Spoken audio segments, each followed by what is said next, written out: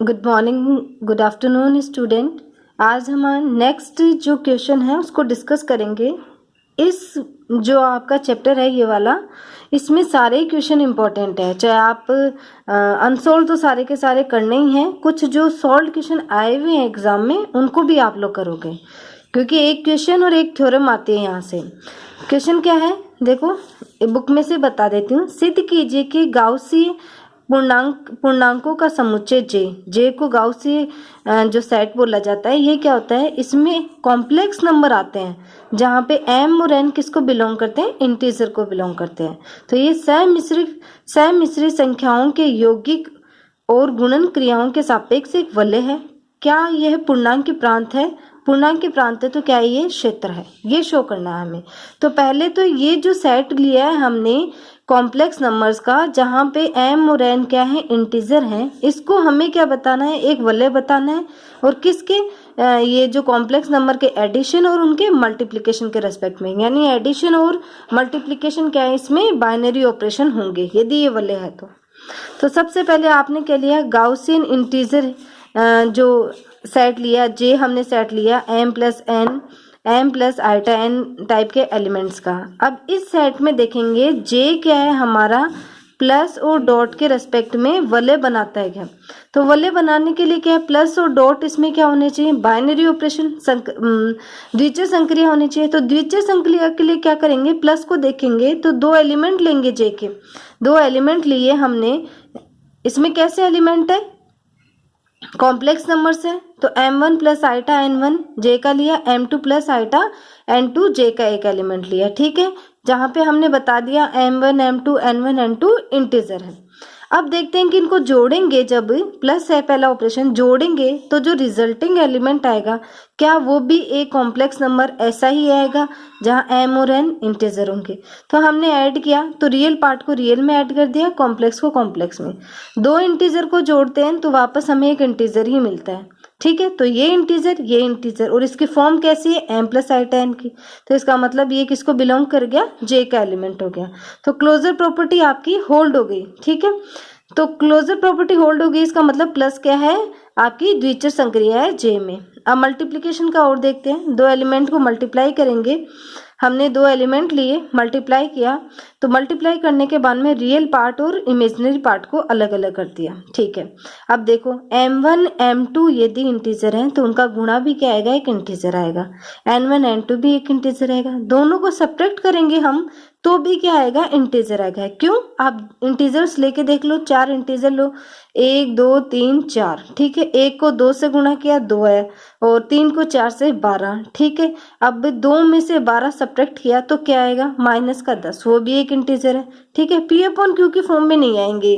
तो ये इंटीजर, तो इसका मतलब ये किस फॉर्म का है, m plus iota n type का, तो ये भी j को बिलोंग कर गया, ठीक है। तो इसका मतलब क्लोजर द्विचर समिश्र संख्याओं के योग तथा गुणन संक्रिया है, यानी कॉम्प्लेक्स नंबर्स को जब जोड़ा जाता है और गुणा किया जाता है तो वो कॉम्प्लेक्स नंबर ही आते हैं। तो जे में क्या हो गई, ये योग और गुणन संक्रिया क्या है, द्विचर द्विआधारी संक्रियाएं हैं, बाइनरी कंपोजिशन से है। और साथ ही आप यहाँ पे ये डायरेक्ट लाइन लिखोगे, एडिशन और मल्टीप्लिकेशन में क्या है, जो साहचर्य और क्रम विनिमय नियम होता है ना, तथा बंटन नियम, वो हमेशा ट्रू होता है। जब भी अपन ऐड करते हैं दो तीन संख्याओं को, तो ब्रैकेट चाहे आप कहीं पे भी लगाओ, एडिशन वो का वो आएगा आपका, ठीक है। तो ये हमारे क्या है, साथ ही समिश्र संख्याओं में योग तथा गुणन संक्रियाएं, साहचर्य तथा क्रम विनिमय तथा बंटन नियम भी सत्य होता है। अब हमें क्या चाहिए, क्या बचा वलय बनाने के लिए, इसको जो आपका तस्मक अव्यय है वो चाहिए। तो गाउसी पूर्णांक में क्या है, 0 प्लस आइटा 0 टाइप का एलिमेंट होगा। क्यों, क्योंकि इंटीजर्स का सेट है और 0 एक क्या है, पूर्णांक है। तो 0 प्लस आइटा 0। अब इस एलिमेंट को किसी भी एलिमेंट में जोड़ा जाए तो रियल पार्ट को रियल में, कॉम्प्लेक्स इमेजिनरी को इमेजिनरी में जोड़ेंगे तो ये जिस एलिमेंट में जोड़ रहे हैं उस पर अपना कोई प्रभाव नहीं डालेगा। तो ऐसा अवयव क्या कहलाता है, आपका तस्मक अवयव है। तो ये योग के लिए आपका क्या हो गया, तस्मक अवयव हो गया, ठीक है। तो तो इसको हम क्या लिख देंगे, शून्य के बराबर ही 0 प्लस आइटा 0 0 होता है। तो शून्य अवयव क्या है, इस गाउसी पूर्णांक में क्या है, योग के सापेक्ष क्या है, तस्मक अवयव है। अब a प्लस आइटा बी जे क्या होगा, minus a minus iota b, ये क्या होगा, इसका प्रतिलोम होगा। तो a इंटीजर है तो माइनस ए भी क्या होगा, इंटीजर होगा, माइनस बी भी, तो ये भी किसको बिलोंग कर गया, जे को। तो हर अवयव का योग के सापेक्ष प्रतिलोम इसमें जे में विद्यमान है। तो आपका जे क्या हो गया, जे आपका क्या बन गया, वलय बन गया। क्यों, क्योंकि इसमें तस्म योग के रेस्पेक्ट में ये क्या बन गया, आपका क्रम इनमें ग्रुप बन गया। और गुणा के रेस्पेक्ट में क्या है, बाइनरी ऑपरेशन है, क्लोजर प्रॉपर्टी होल्ड हो रही है, एसोसिएटिव है, और आपका क्या है, बंटन नियम भी सत्य हो रहा है। तो वलय तो हो गया ही। अब इसको पूर्णांक के प्रांत बताना है तो हमें सबसे पहले क्या देखते हैं कि मल्टीप्लिकेशन के रेस्पेक्ट में आइडेंटिटी एलिमेंट एग्जिस्ट करता है। तो देखो 1 प्लस आइटा 0, इसको किसी भी एलिमेंट से गुणा करोगे आप तो वो का वो अवयव मिल जाएगा। तो ये क्या हो गया आपका, और ये अवयव जे का है क्योंकि 1 पूर्णांक है 0 भी पूर्णांक है, तो इसका मतलब गुणा संक्रिया का ये क्या तस्मक अवयव है।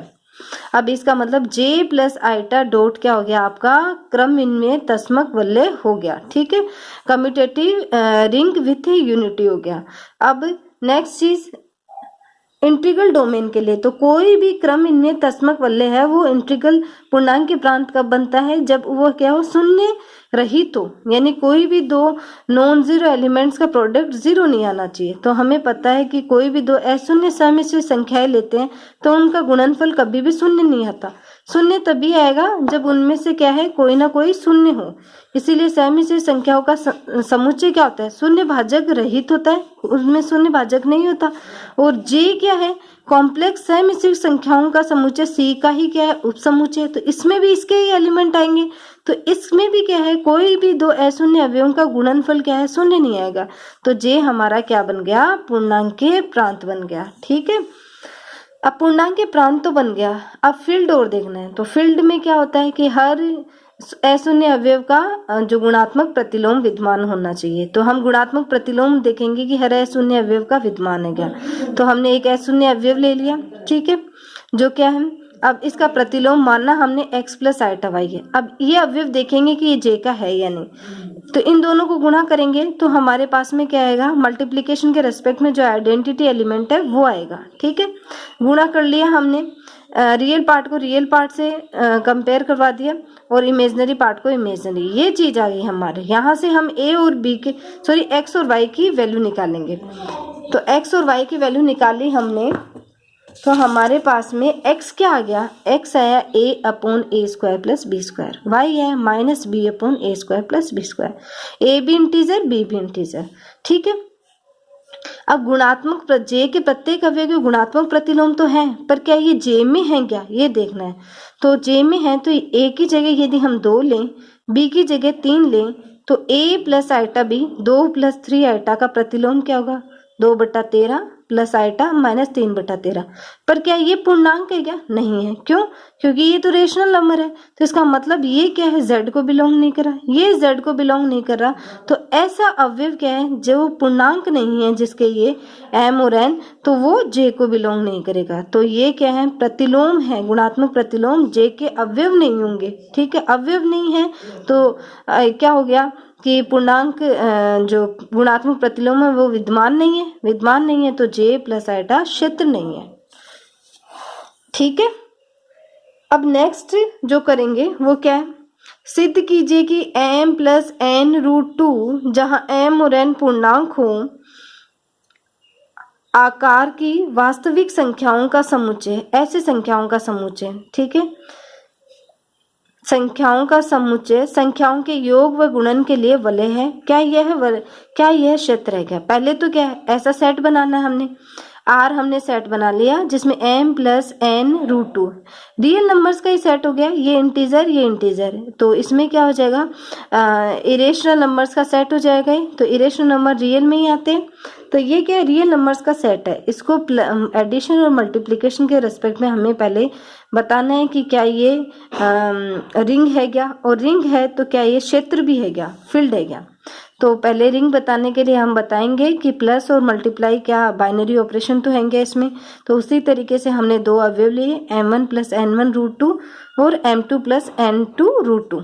अब इनको जोड़ते हैं तो ये क्या है, ये इंटीजर दोनों को जोड़ा तो इंटीजर ही है, प्लस दोनों को जोड़ा तो इंटीजर आया और √2। फॉर्म कैसी हो गई, एक इंटीजर प्लस दूसरा इंटीजर और इंटू √2। ऐसे ही फॉर्म के अवयव किसमें है, आर में, तो आर को बिलोंग कर गया। तो इसका मतलब प्लस क्या है, आपका बाइनरी ऑपरेशन है आर में। मल्टीप्लिकेशन का और देख लेते हैं। यदि यहाँ √2 नहीं आता, सिंपल 2 आता तो इस फॉर्म का नहीं होता, तब ये अवयव आर में नहीं होता। m1 + n1√2 m2 + n2√2 multiply किया हमने तो हमारे पास में क्या है, m1 into m2 + 2 n1 into n2 और bracket close plus m1 n1 m1 n2 + m2 n1 into √2।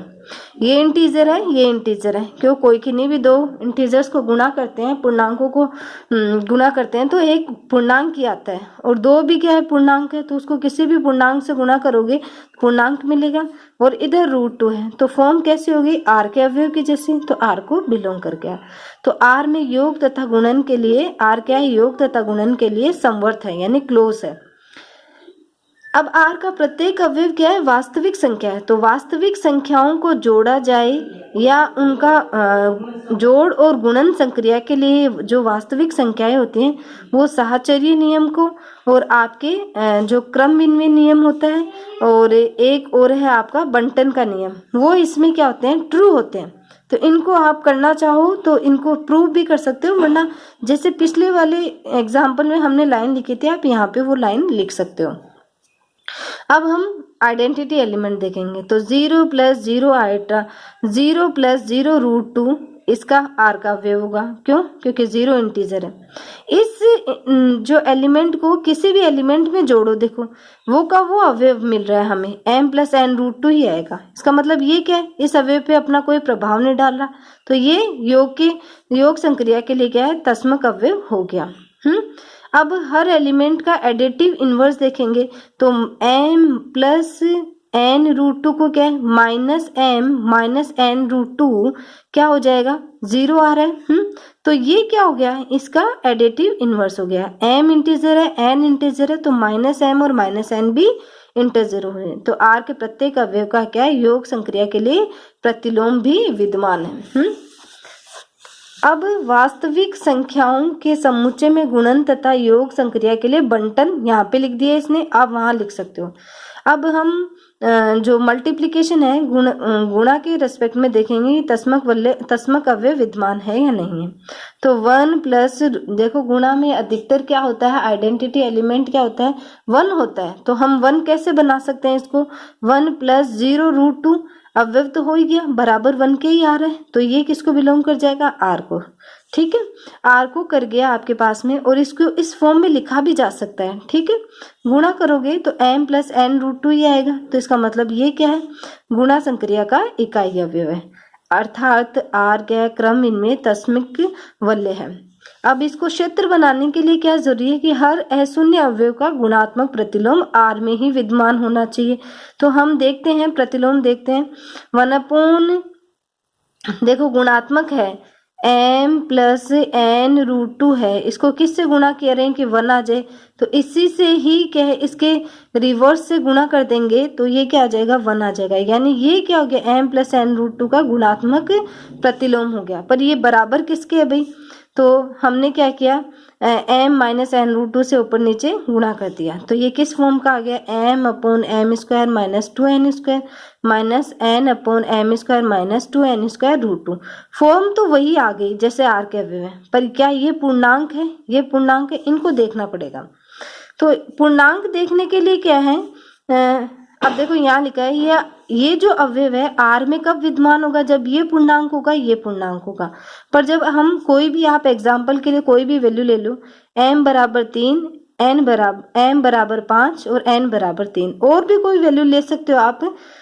ठीक है, 5 और 3 लिए तो देखो ये तो आर का अवयव होगा, 5 + 3 √2। इसका प्रतिलोम देखते हैं, तो प्रतिलोम हमने सोल्व किया तो यहाँ 5 और 5 का स्क्वायर 25 - 2 इंटू 9 25 माइनस 18 7 माइनस 3/7 √2 5/7 पूर्णांक नहीं है पर ना 3/7 है, तो इसका मतलब ये अवयव r का नहीं हुआ। तो इसका मतलब क्या, गुणात्मक प्रतिलोम r के अवयव नहीं है, तो इसका मतलब r के अशून्य अवयव का प्रतिलोम विद्यमान ही नहीं है। तो विद्यमान नहीं है तो r आपका क्षेत्र नहीं है। ठीक है, यदि इसी को हम ये अवयव r के, ये z के ना लेके, इंटीजर के ना लेके r के कह देते कि रियल नंबर है, तब ये क्षेत्र बन जाता। ठीक है, यानी m + n √2 m और n रियल नंबर होते ना, तो रियल नंबर में तो 5/7 3/7 हो सकते, तब ये फील्ड बन जाता। पर यदि यहाँ z आ गया तो z में तो क्या है, ये इंटीजर नहीं है, तो ये फील्ड नहीं बनेगा। नेक्स्ट क्लास में हम आपकी नेक्स्ट जो चैप्टर इस यूनिट का बचा है पोर्शन, उसको डिस्कस करेंगे। ओके।